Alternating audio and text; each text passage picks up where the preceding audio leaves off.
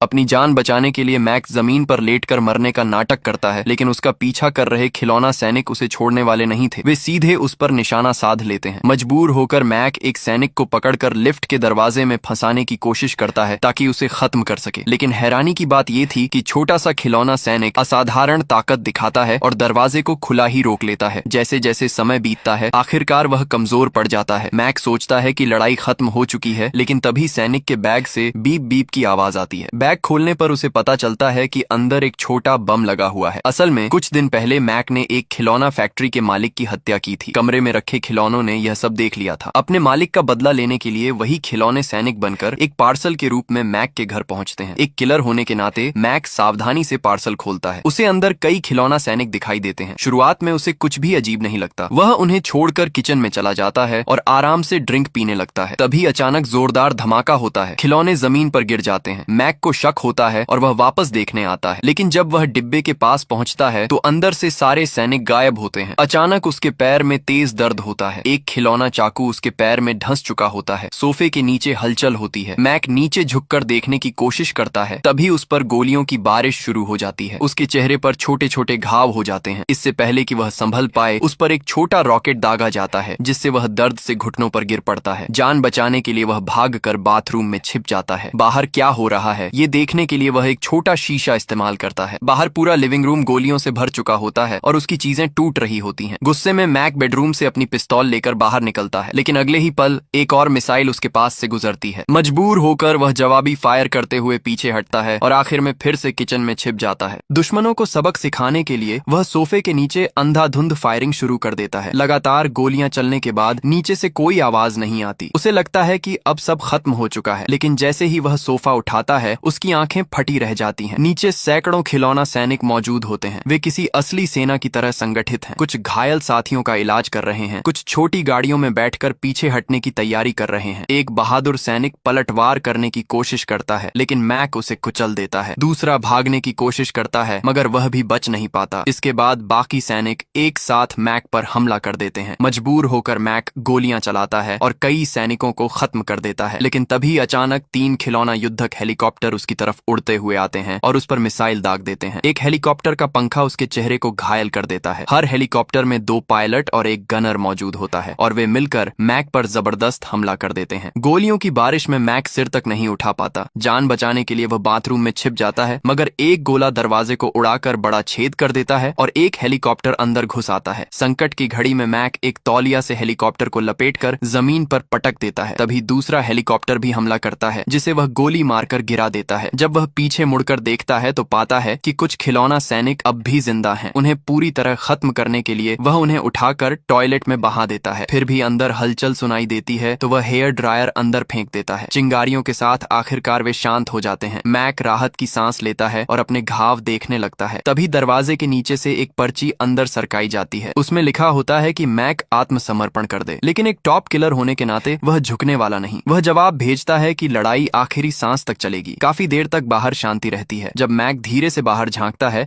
तो देखता है कि खिलौना सैनिकों ने एक बड़ी तोप तैनात कर दी है। अगर वह वहीं रहता तो सीधा निशाना बन जाता। मजबूर होकर मैक खिड़की से बाहर निकलता है और 100 मीटर ऊंची इमारत की बाहरी दीवार पर लटककर आगे बढ़ने लगता है। नीचे गहरी खाई है, एक गलती और सीधी मौत। उसे पता नहीं होता कि इसी बीच एक खिलौना हेलीकॉप्टर चुपचाप ऊपर से उसकी ओर बढ़ रहा है। मैक बिल्डिंग की बाहरी दीवार पर लटका हुआ आगे बढ़ ही रहा होता है कि तभी एक खिलौना हेलीकॉप्टर उस पर गोली चला देता है। मशीन गनर लगातार उस पर फायरिंग करता है। मजबूरी में मैक जवाबी गोली चलाता है और एक हेलीकॉप्टर को गिरा देता है, लेकिन उसे समझ आ जाता है कि यहाँ रुकना मौत को बुलाने जैसा है। वह तेजी से पास की खिड़की की ओर बढ़ता है और किसी तरह बालकनी तक पहुंच जाता है। बालकनी से अंदर झांकने पर वह देखता है कि कुछ खिलौना सैनिक अब भी बाथरूम के पास खड़े हैं और नई रणनीति बना रहे हैं। साफ है कि उनका इरादा मैक को खत्म करना ही है। तभी मैक की नजर एक अग्निशामक यंत्र पर पड़ती है। उसके दिमाग में तुरंत एक योजना बनती है। वह एक छोटा खिलौना बाहर फेंककर सैनिकों का ध्यान भटकाता है और चुपके से पीछे जाकर अग्निशामक यंत्र से उन पर तेज फुहार छोड़ देता है। सैनिक घबराकर इधर उधर भागने लगते हैं। इसी बीच 2 सैनिक एक छोटे बख्तरबंद वाहन में बैठकर उस पर हमला कर देते हैं और उसके पैरों की ओर गोलियां चलाने लगते हैं। हालात बिगड़ते देख मैक गैस सिलेंडर जलाकर उस वाहन की ओर छोड़ देता है, जिससे वह वाहन नष्ट हो जाता है। लेकिन तुरंत और सैनिक वहां पहुंच जाते हैं। अब मैक पूरी ताकत से पलटवार करता है। वह आग का इस्तेमाल इस्तेमाल कर कई सैनिकों को रोकता है, फिर रसोई से बेलन उठाकर उन्हें तोड़ देता है। बाकी सैनिक आवाज सुनकर चारों तरफ देखने लगते हैं, लेकिन उन्हें पता ही नहीं चलता कि मैक उनके पीछे पहुंच चुका है। एक एक कर वह सबको खत्म कर देता है। यह सुनिश्चित करने के लिए कि वे दोबारा सक्रिय न हो, मैक उनके हिस्सों को अलग कर देता है और उन्हें ओवन में डाल देता है। उसे लगता है कि अब खतरा टल गया है। वह राहत के लिए गर्म पानी में बैठने की सोचता है, लेकिन अचानक उसकी कलाई पर तेज चोट लगती है। उसे समझ आता है कि कुछ सैनिक अब भी बचे हुए हैं। वह जल्दी से पट्टी बांधता है और घर छोड़ने का फैसला करता है, लेकिन अब निकलना इतना आसान नहीं है। एक खिलौना स्पेशल फोर्स सैनिक पहले ही लिफ्ट में घुस चुका होता है। जैसे ही मैक लिफ्ट में कदम रखता है, कंट्रोल पैनल से चिंगारियां निकलती हैं और लिफ्ट अंधेरे में डूब जाती है। अगले ही पल अंधेरे में से एक खिलौना सैनिक कूदकर उसके पैरों पर वार कर देता है। लिफ्ट के अंदर हल्की रोशनी में मैक देखता है कि कंट्रोल पैनल के भीतर एक खिलौना स्पेशल फोर्स सैनिक उसे घूर रहा है। ये सैनिक बाकी सबसे ज्यादा ताकतवर और चालाक दिखाई देता है। मैक कुछ समझ पाता उससे पहले ही वह सैनिक वेंटिलेशन के रास्ते ऊपर चढ़ जाता है। मैक समझ जाता है कि लिफ्ट में रुकना मौत को बुलाना है। वह भी वेंटिलेशन शाफ्ट में चढ़ जाता है, लेकिन जैसे ही वह थोड़ा आगे बढ़ता है, वही स्पेशल सैनिक उसके सिर के ऊपर दिखाई देता है, हाथ में चाकू लिए घात लगाए बैठा हुआ। तभी बगल से दूसरी लिफ्ट तेजी से ऊपर आती है। सही समय देखकर मैक छलांग लगाता है और दूसरी लिफ्ट की छत पर गिरता है, फिर अंदर कूद जाता है। वह तुरंत बटन दबाकर नीचे भागना चाहता है, लेकिन तभी वह स्पेशल सैनिक भी अंदर आ जाता है और सीधे मैक के सीने पर चढ़कर हमला करने लगता है। दोनों के बीच जबरदस्त संघर्ष होता है। आखिरकार मैक उसे झटक कर दूर फेंक देता है। जैसे ही लिफ्ट का दरवाजा बंद होने लगता है, मैक फिर से मरने का नाटक करता है। सैनिक पास आता है तो वह अचानक उसे पकड़कर पूरी ताकत से दरवाजे की ओर धकेल देता है। सैनिक दरवाजे को रोकने की कोशिश करता है, लेकिन उसकी ताकत कुछ ही सेकंड तक साथ देती है। आखिरकार दरवाजा बंद हो जाता है और वह सैनिक कुचल दिया जाता है। मैक को लगता है कि अब सब खत्म हो चुका है, लेकिन तभी कुचले हुए सैनिक के बैग से बीप बीप की आवाज आती है। मैक हैरानी से बैग खोलता है और देखता है कि उसमें एक माइक्रो बम लगा हुआ है। अगले ही पल जोरदार धमाका होता है। इस बार मैक बच नहीं पाता। इसी के साथ ये जबरदस्त और अनोखी लड़ाई यहीं खत्म हो जाती है, जहां बदले की आग में जलते खिलौनों ने आखिरकार अपने मालिक का बदला पूरा कर लिया।